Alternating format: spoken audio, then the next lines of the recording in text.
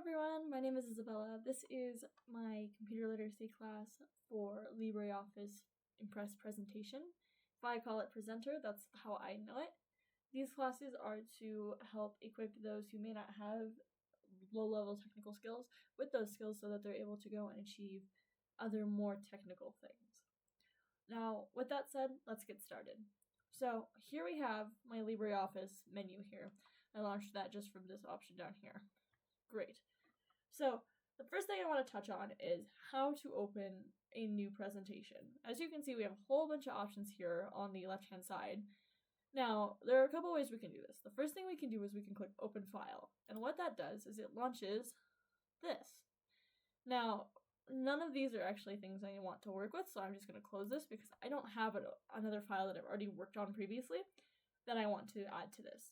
Today we're going to create one straight from scratch. So what I can do is I can click File, and then click New, and then click Presentation, or since we are in this beautiful menu here, we can double click Impress Presentation, and as you see, it launches us into this. Now the first thing that we see is this little pop-up here, is the select a template. So maybe we just select, well, we'll leave it blank for now. We can go and add our own customization after this. So I'm just gonna click Close because I don't want that. So the other ways we can open a new presentation is we can go up to File here and then click New and then click Presentation. You can also use Control-N. Now this keyboard shortcut works for all of the LibreOffice functions, but it depends on what you have launched. So if you're in a presentation and you use Control-N, that creates a new presentation. If you're in a text document and you use Control-N, that creates a new text document. So you have to be mindful of that when you go to create a new document of sorts. You can also use Control-O to open files. If I do that, it launches my file system again, which I could go through and find a file. I don't want to. Now, you can also do a bunch of other stuff here. You can click Save. Now you can use Control-S for this. And if I do that, you can see that it wants to be saved somewhere. So we'll just go to Computer Literacy Classes and we'll go to Presenter. And then we'll do Presentation. And I'll just save that. Now what you can also do is you can save as. So Control-Shift-S allows you to save a different copy of the same document. But that way then you can have different versions of that on your computer. This is great if you're wanting to make some drastic changes but want to be able to go back easily. This is a great way to do that. You can save remote and save a copy. Both of those are great. Now you can also export these. So what we're going to focus on is we're going to focus on the export as. If you click export as PDF, it changes it to a PDF form and then you can scroll through the slides like that. That's fantastic and we will play with that just a little bit later. And then we have print or Control-P. Now you can print off your slides if you want to carry those around in like a little binder and flip through them like in a presentation. Beautiful, we love it. But it also, if you are on a Microsoft computer like I am, I have a Windows computer, you can also print to PDF. But export as allows you to have that PDF without having to have the print to PDF function, which is great for people with Mac OS or the Linux OS. Alright, so now we're going to touch on what is a presentation. A presentation is this beautiful thing right here. This entire document is a presentation. These are slides. So this is my title slide. As we can see, click to add title, click to add text. And that is fantastic, and that is a great way to do this. This is the ribbon up here. That if I refer to the ribbon, that's what this is. And then there's also this ribbon here. I won't be messing with this nearly as much. It will largely be the top side here. So the first thing I want to do is I want to talk about adding new slides. So what you can do is you can right click on this slide here and click new slide or use Control-M. Now if we create a new slide, you can see that it has a different format from the other one, and that's because this knows it's a content slide. So you can also duplicate slides by clicking the duplicate slide button after right clicking on a slide, and now it's the same slide here. That's great. Now you can also rename slides. So if I click rename slide, instead of slide 3, I can name this to important text. And while you can't see it directly, if you hover over it, it'll tell you its name, like see. So that helps a lot. You could also reorder slides. So maybe I want slide 2 to actually be slide 3, I can just left click on it and drag it, and now you can see that important text is in the middle. That is beautiful and helpful. You can also hide slides, so maybe I don't want this, so I can just hide that, and then when I go to present it, it won't show up, but maybe it'll have something there. And you can right click on it and click show slide again for it to be reshown. The final thing I want to touch on is deleting slides. So you can click delete slide here, and that just gets rid of it. Now, what if you delete a slide that you actually kind of wanted to keep? This is very important. What you want to do is you want to go up to the top here and click undo delete slides. And there we go. Now that slide is back, but maybe you wanted that slide gone, so you can click redo, and it's gone again. So undo and redo are very helpful in this situation and can be very useful tools. Now, without further ado, let's get started making, we'll say, our title slide pretty. So the first thing that we're going to do is that we've already talked about slide templates, just briefly. That was what that pop-up was at the start. Now, I believe I can find it. I cannot find it right now. This is a little bit different than what I'm normally used to. I have a different version that I'm used to, so we'll move on past that. So the first thing that we want to do is we want to change the slide's background. So what we can do is we can right click on the slide, and then we can click change slide master. Never mind, that's not what we want. Slide properties, here we go. And that pops up our menu. So background, there's a whole bunch of options here. So we can do none, which is what it is currently. You can click color. And maybe I want it to be like a light magenta. I can do that. Gradient, there's a whole bunch of different options here for that gradient. Image, maybe I want some sort of picture. As we can see, I have Kermit here. Maybe I could set Kermit as my background. And then pattern. This is great if you want something like chaotic, and you can change this pattern based off of this little pixel editor here. Like if I click this cell here, it actually colors it in. So that's great. And then finally, hatch. Hatch is very cool, and again, it's similar to pattern, but not the same. So we're going to go back to color, and we'll actually leave this at this nice calm blue. And I actually want to do the same thing for here. So what I'm going to do is I'm going to go to slide properties. I'm going to go to color. And then you can see that it's already decided that it wants to be that blue. And now both of them are that beautiful calming blue. So the next thing that I want to talk about is text. Now you can see that most slides here come with text boxes. Maybe, what if I just get rid of these? Now there's no text boxes here. So what I can do is that up at the top here, and I have to move closer to my monitor because I cannot see.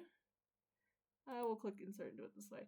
You can click insert and then click text box, or use F2, and then you can drag to like resize your own text box, and there you go. It is still there, it just vanishes really easy, so maybe I want to add some text. Here is some, there we go. Here's some text for this slide. And now you can see when I click off of that, that text is very movable and super easy to readjust as needed. Maybe I want another one though, so I'm going to click F2, and then resize, and then I'm going to do text slide title. Now we can see that there's a title here. Now there's a couple of things that you can do with this. The first thing that I want to do is I want to change the font type. So right now the font type is Liberation Sans. Now I can click this little drop down here and change it to whatever I want it to be. So maybe, and I will type this in because this is my favorite font, Times New Roman. Now you can see that it's made it more refined. Now we can change the font size. This is this little drop down here on the top, and I'm going to go for 42 because 42 is a fairly large size. Now you can see that that text is great, but there are other things that we may want to do. We might want to bold this. So what we can do is we can use Control B, or click this B up at the top here. Now if you've watched any of my previous videos, you might be like, wow, this seems really similar to other stuff that I've done. And that's because this is very common across many different text editor options. So having the same buttons be the same thing makes complete sense, especially because this is all a LibreOffice application. But even if you were to go use Microsoft PowerPoint, it would still have the same controls, and it will still be very similar. And that's because they try to keep it very continuous so that you're not having to relearn a whole new application every time you go and use a different editor. So to unbold something, you just click B again, or use Control B, and it unbolds it. Same thing with italicize. You can use Control I or click on the I and it italicizes that, or you can unclick, or you can click on the I again, or use Control I to deselect that. Finally, this is my favorite thing that LibreOffice offers, the underline option. So you can use Control U, or this little U with a little line under it here, and click that, and it makes that gloriously underlined. Now, you might be thinking, doesn't most things have an underline option? Yes, but this one has a little drop down here, and if we click this little drop down, you can see that there are a whole bunch of options for different underlining things. So maybe I want the little squiggles. Now you can see, especially if I like zoom in just a wee bit, that my text slide title now has a beautiful little zigzag underline. Now I'm gonna deselect that because I don't need that. The final couple of things that I want to talk to you guys about with text is the strike through option. So maybe I don't like this. I want to get rid of that. I can strike that through, and then I know that I need to go back to it. Now I can also, I go over to here, and we're gonna skip a couple of these options here just because I don't need to mess with them. We can click font color, and you can see that it's already set to automatic. If this were a darker color, it would change the text to white. That is very helpful. So the first thing that we're going to do is we're going to change this to light brick 1. And as you can see, now it's kind of awful to read, but you can change your text color to whatever you want it to be. Next, you can click automatic, and then it changes that back to black. Now, you can also highlight different colors. So maybe I want it to be light brick and highlight it instead. And as you can see, it changes that text to white because of its automatic setting. If it was set to black, it would stay as black. This is great. So now we're going to remove, if I can get to this, we're going to remove that fill. Okay, the final things that I want to talk about are these buttons here. There's a whole lot of them, right? So the first thing that we're going to talk about is alignment. So what you can do is you can align left, and that's what it's automatically aligned to, is align left. And as you can see, it's resting on the left side of that text box. Now if I click align center or Control E, it centers that perfectly. And then if I click align right or use Control R, that centers that to the right.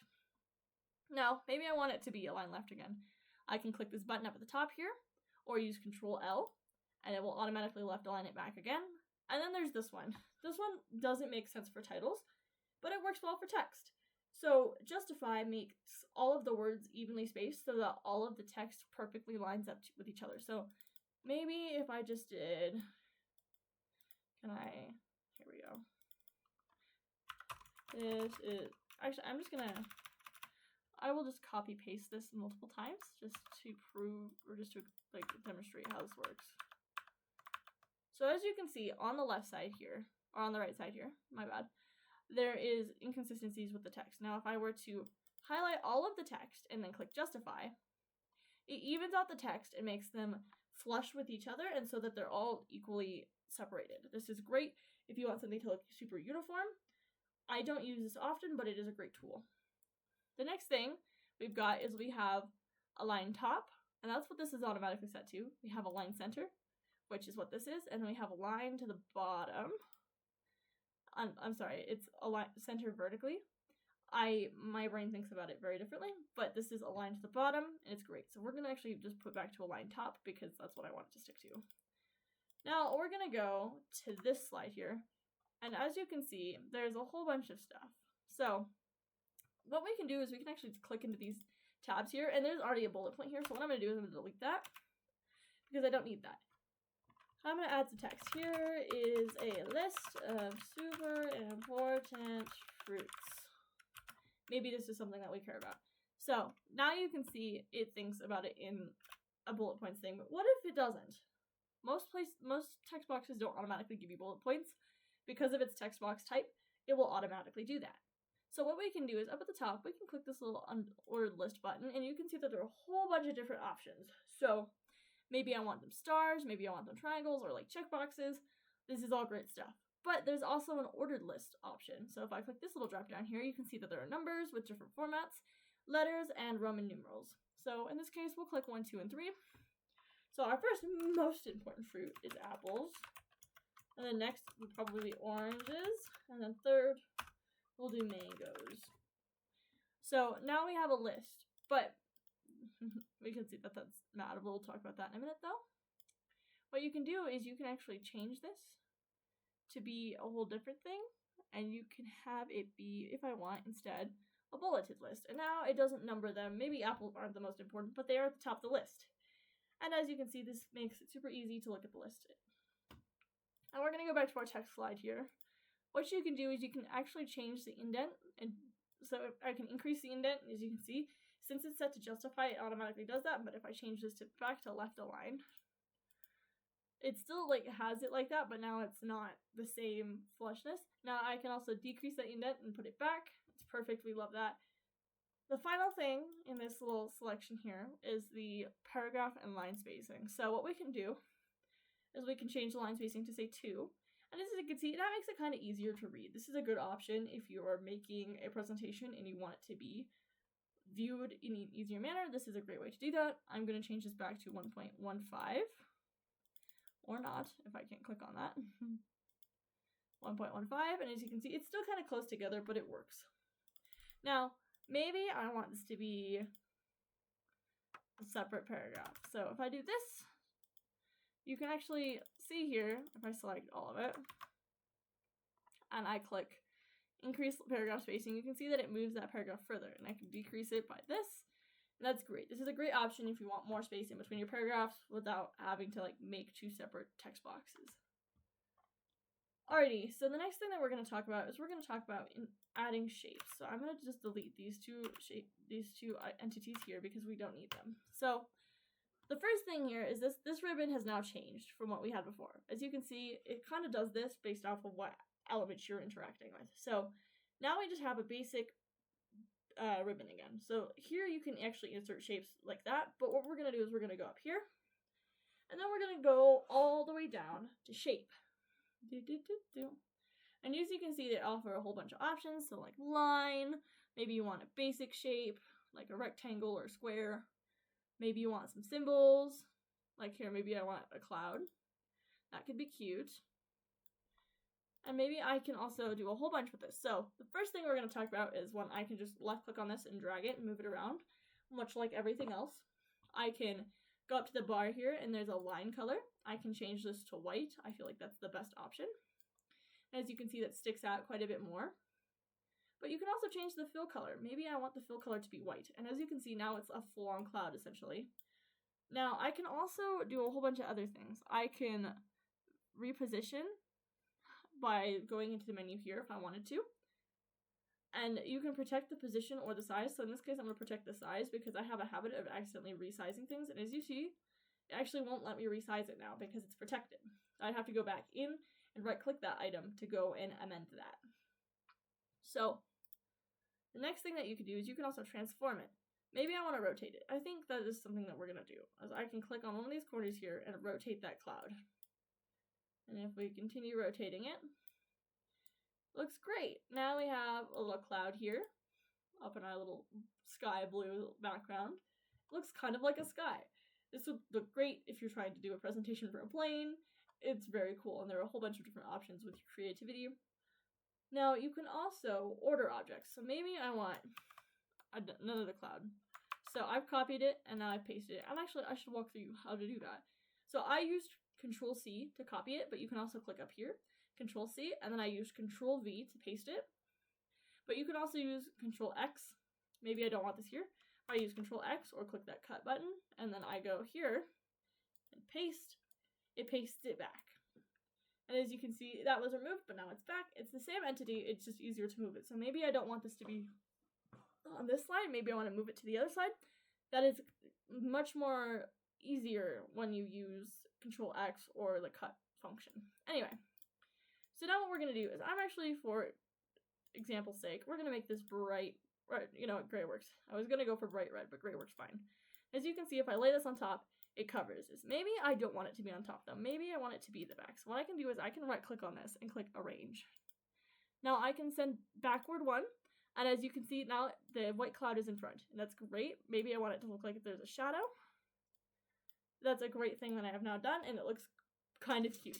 It also looks mildly like a sheep. So the next thing I want to talk about is inserting images. So what you can do is you can go back up to this little insert menu here, click image. I actually don't have any pictures I can insert right now, so we'll just do this. And as you can see, this beautiful Shutterstock picture that I have is great. So I'm actually going to delete this though, because I don't need this. I don't have the delete button, so I'm just going to use backspace. Alright. The next thing I want to talk about is inserting tables.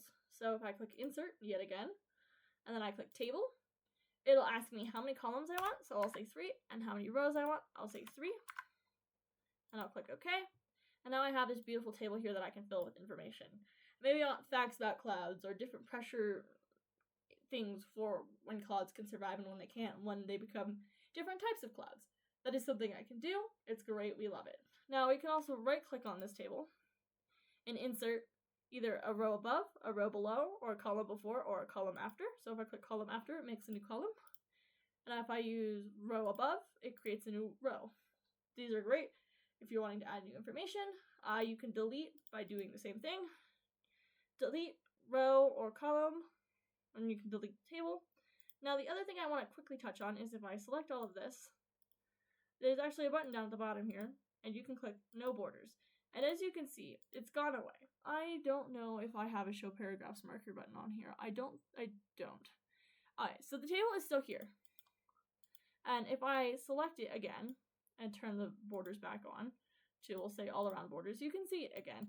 So some versions of LibreOffice will offer a outline for each of the hidden borders, but mine does not. Alright, so the final thing that I want to touch on is presenting. So, of course, this is LibreOffice Impress Presenter. You probably want to present your own presentations. Count how many times I've said that in that last sentence, it's great. So what you can do is you can go to slideshow, and you can click start from first slide. Now, if I don't know if it's showing you which slide it is, but it shows you this. And then you can select this, and it shows the normal people their slides, but then it also shows you as the presenter a notes section so that you can go and add your own notes in. Let's see. I believe that is everything I have intended to cover on for this presenter class. If you have any questions, please leave a comment below and somebody should get back to you. Thank you for listening, and let me know if you have any suggestions. Goodbye.